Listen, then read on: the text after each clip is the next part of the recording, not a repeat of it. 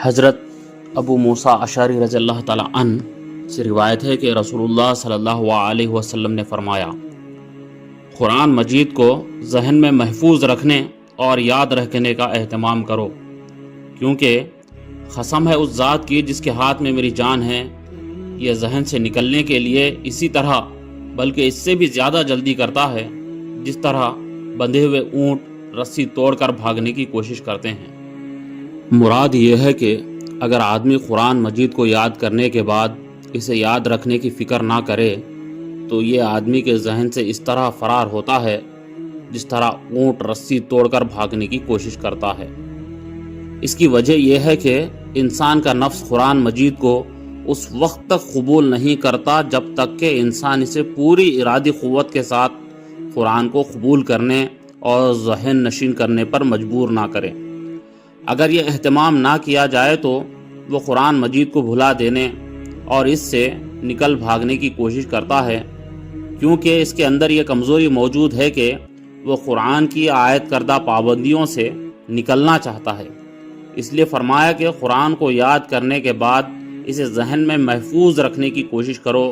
تاکہ یہ تمہاری غفلت اور کوتاہی کی وجہ سے فراموش نہ ہو جائے۔ ایک اور حدیث میں آتا ہے کہ حضرت عبداللہ بن مسعود رضی اللہ تعالیٰ عنہ کا بیان ہے، رسول اللہ صلی اللہ علیہ وسلم نے فرمایا، ایک آدمی کے لیے بہت بری بات ہے کہ وہ یہ کہے میں فلاں فلاں آیت بھول گیا ہوں۔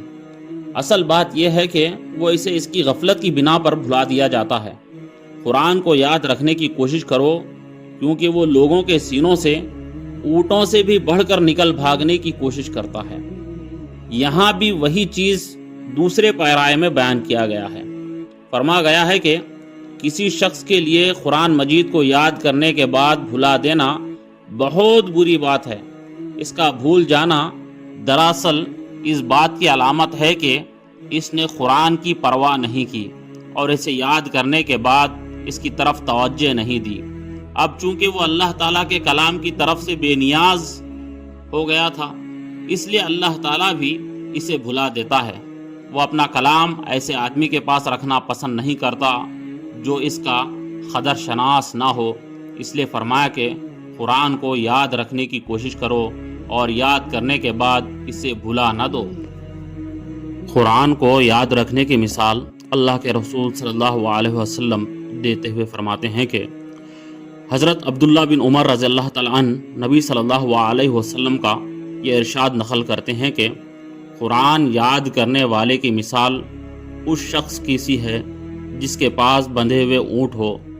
اگر وہ ان کی حفاظت کی فکر کرے گا تو وہ اس کے پاس رہیں گے، اور اگر وہ انہیں آزاد کرے گا تو وہ بھاگ کھڑے ہوں گے۔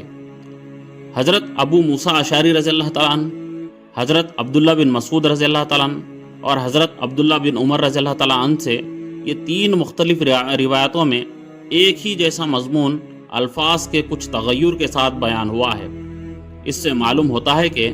رسول اللہ صلی اللہ علیہ وسلم نے